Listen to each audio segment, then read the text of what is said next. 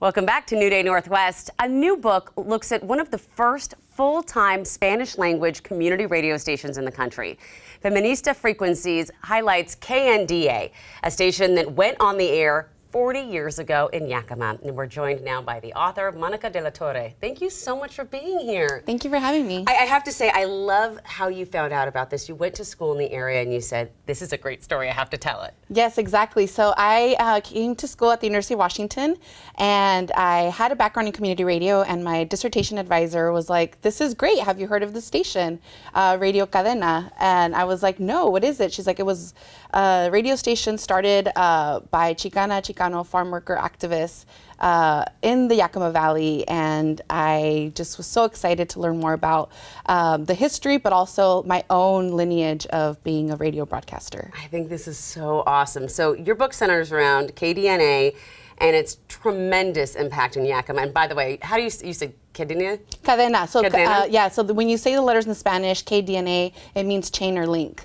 So the radio station acting as a link for the community in the Yakima Valley. Okay, that is awesome. And it was a tremendous link, right? Yes, it definitely was. It was one of the first full-time Spanish language community stations in the U.S., and it went on air in December of '79. And we know that in May of 1980, Mount St. Helens erupted, and the radio station was the only Spanish language media outlet to be able to tell farm workers, warn them that Mount St. Helens had erupted, to go home and to be safe. Oh my gosh, that's intense. It actually, though, got its start in Seattle? It did. The project was started by two farm worker activists, and two radio producers that came from Michigan, wanting to do radio in Seattle, in the area. And they got together and they started airing shows on KRAB, Crab FM, which was Seattle's first community radio station. And from there, they realized that they would have more of an impact if they went out into the valley, and there was just more resources, more community support for them to move out into Granger in 1979. And there's a specific group of women that was instrumental in getting KDNA off the ground. Talk about these ladies. Yes, so I've worked with one of the first station managers, the only woman co-founder. Her name is Rosa Ramon. She was instrumental in gathering a lot of the information from the station early on and archiving it and documenting and taking pictures. And so she led me to learn about the women who learned how to produce. They taught each other how to edit, how to write segments. They were really supportive of one another in an industry that sometimes isn't, Exactly. It's a bit competitive, but it was definitely inspiring for me to learn that women were at the forefront of the station, because media is a place that we really don't see a lot of Mexican American women in charge and behind the microphone and being amazing radio producers. So the women were able to really lead the station to create, really vibrant programming for the community. A wonderful environment, it sounds like. The type of programming being produced there as well was pretty unique for radio at the time. Right? Right, exactly. So they had everything from children's shows in the morning to music. They had a women's show called Mujer, or Woman.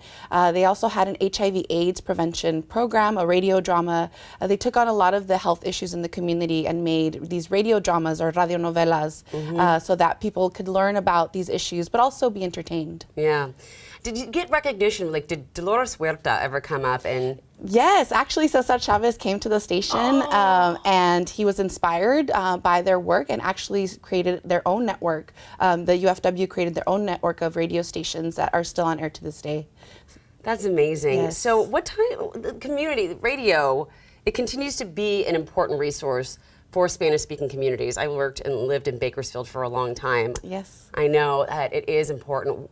Why does that continue to be the case? Well, it still is a very reliable resource. It is something that people can listen to on the job, but it's also still one of the only ways that communities can learn about the news in their language. Unfortunately, mainstream media doesn't really, provide that type of information for Spanish-speaking communities, but we have things like Radio KDNA that are there to inform the community and keep them in the loop on what's going on. I know that it's important to let people know that radio is still alive. It is still something. Yes. How can people maybe get more involved, young people who want to know more about this and be part of this? Yeah, I mean, I think now with our technology, anybody can be a producer, right? We have our phones, we can record stories and edit them. I think that if you have an interest in learning more about broadcasting, radio is still very much an important part of our cultures, English radio and Spanish radio. I'm really excited to read about this. What do you hope people take away from your book? I hope that people learn about Latinos in the Pacific Northwest. I think that the region has such a rich history of Mexican American activists and cultural producers, and I hope that people that are interested in the area will learn more about Latinos and what they've done in media. Thank you so much, Monica. Thank you. Mucho gusto. Mucho gusto. Thank you. Yes.